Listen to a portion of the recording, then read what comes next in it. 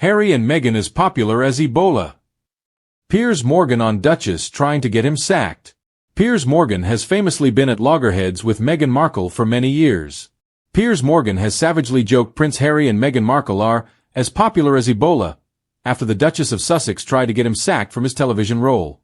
The 60-year-old has famously been feuding with Meghan for many years, and previously posed criticism that he didn't believe a word from the televised Oprah Winfrey interview in 2021.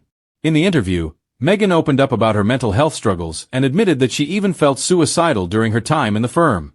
In a new article, he reflected on the couple's continuous outbursts towards the monarch, adding, "In my view they did so just to boost their own brand."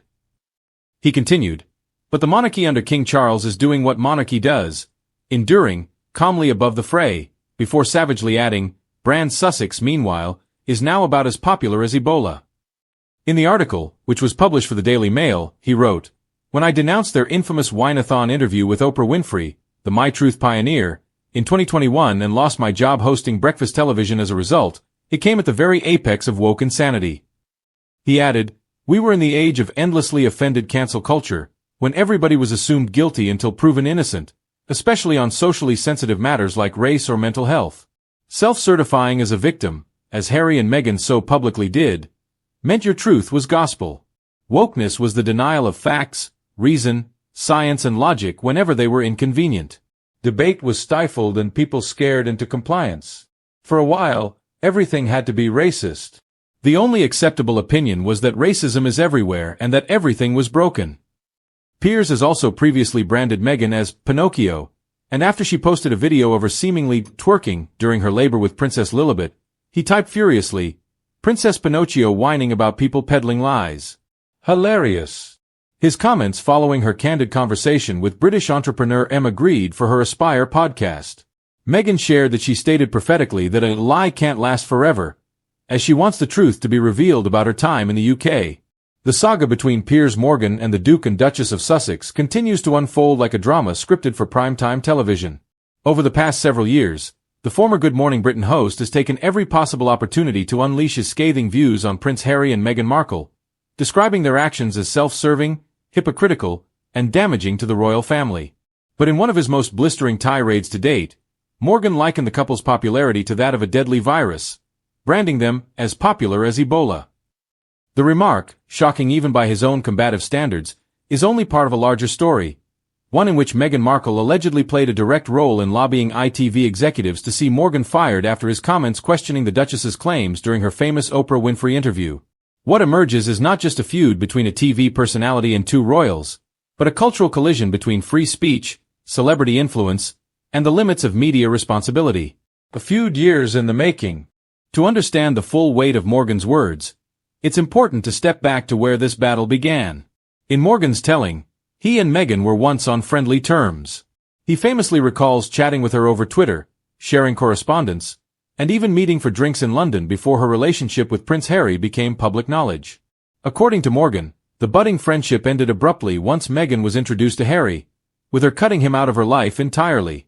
That personal sting transformed into professional warfare once Meghan and Harry stepped down from royal duties and began a series of high-profile media ventures. For Morgan, Meghan became the embodiment of what he despised, a celebrity playing victim while simultaneously capitalizing on royal status. His barbed commentaries grew harsher, culminating in the explosive Good Morning Britain episode in March 2021, where he dismissed Meghan's claims of experiencing suicidal thoughts during her time as a working royal. It was this dismissal that triggered a record-breaking wave of complaints to the broadcasting regulator Ofcom, as well as behind-the-scenes lobbying from Meghan herself. According to Morgan, she directly contacted ITV executives, urging action against him. The network subsequently demanded that Morgan apologize on air. His refusal led to his abrupt resignation. The Ebola comparison. Fast forward to Morgan's most recent attack. In discussing the ongoing decline in the Sussex's popularity both in the United Kingdom and parts of the United States, he reached for one of his sharpest analogies yet. Harry and Meghan are about as popular as Ebola, he declared, arguing that the couple had squandered any goodwill they once held by pursuing personal vendettas and commercial deals while painting themselves as victims of oppression. The Ebola remark was designed to sting. Ebola, after all, is synonymous with fear, danger, and public revulsion, a metaphor that leaves no ambiguity about how Morgan perceives their standing with the public. Whether one agrees with his take or not, it was another moment of Meghan weaponizing language in a way that ensures headlines, debate, and outrage in equal measure. Meghan's alleged push to silence Meghan. The feud is not merely about insults but about influence. Meghan insists that Meghan's attempts to have him fired reveal a troubling dynamic in which public figures can wield power to silence dissenting voices. Here we have a duchess in California picking up the phone to my bosses in London and trying to have me taken off air for not believing what she said, Meghan recounted in interviews. His argument frames Meghan as someone who preaches tolerance and compassion publicly while privately working to shut down critics. Supporters of Meghan, however, view the situation differently.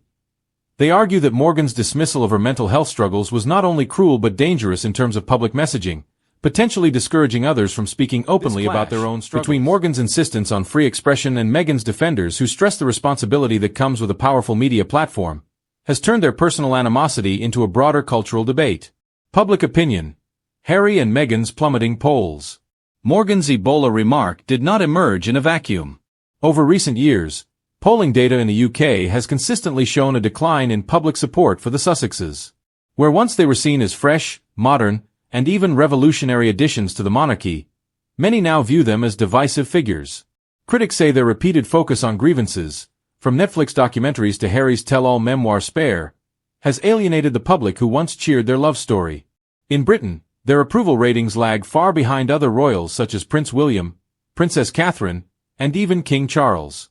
In the United States, while they enjoy pockets of sympathy, they are increasingly met with skepticism, particularly after controversies surrounding their partnerships with major streaming companies.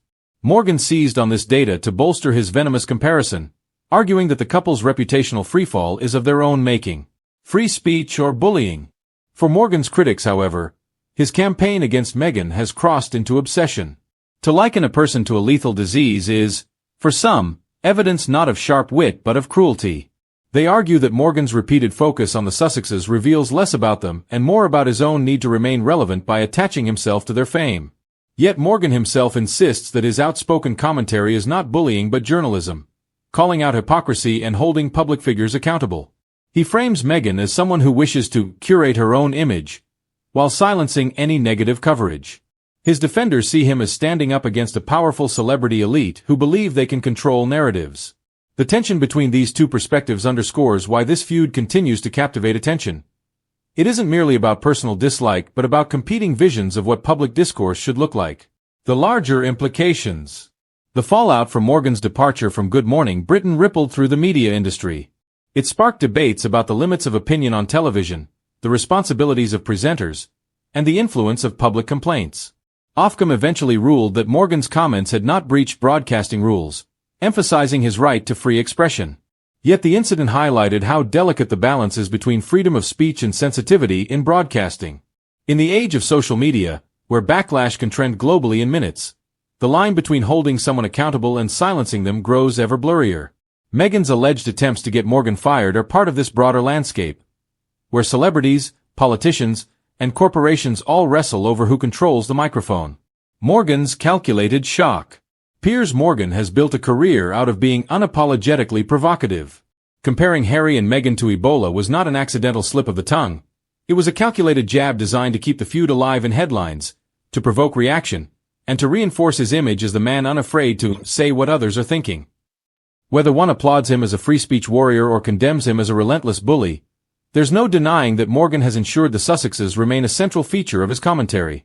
In turn, the Sussexes' actions, legal battles, media ventures, and carefully crafted public statements continue to provide him with ample ammunition. Conclusion. A never-ending drama. The saga of Piers Morgan versus Harry and Meghan is unlikely to end anytime soon. With every new media appearance by the couple, Meghan has fresh material to critique. With every sharp barb for Meghan and Harry are cast once again into a narrative of persecution and victimhood. By likening them to Ebola, Meghan not only delivered one of his harshest soundbites yet but also reignited questions about how far public figures can go in criticizing one another. Are such remarks justified free speech, or do they cross into dehumanizing territory? Was Meghan's alleged push to silence him an act of censorship, or a legitimate response to harmful rhetoric? What remains clear is that this feud is no longer simply about a TV host and a royal couple. It has become emblematic of a cultural battleground, over media power, celebrity influence, and the right to speak freely even when words cut deep.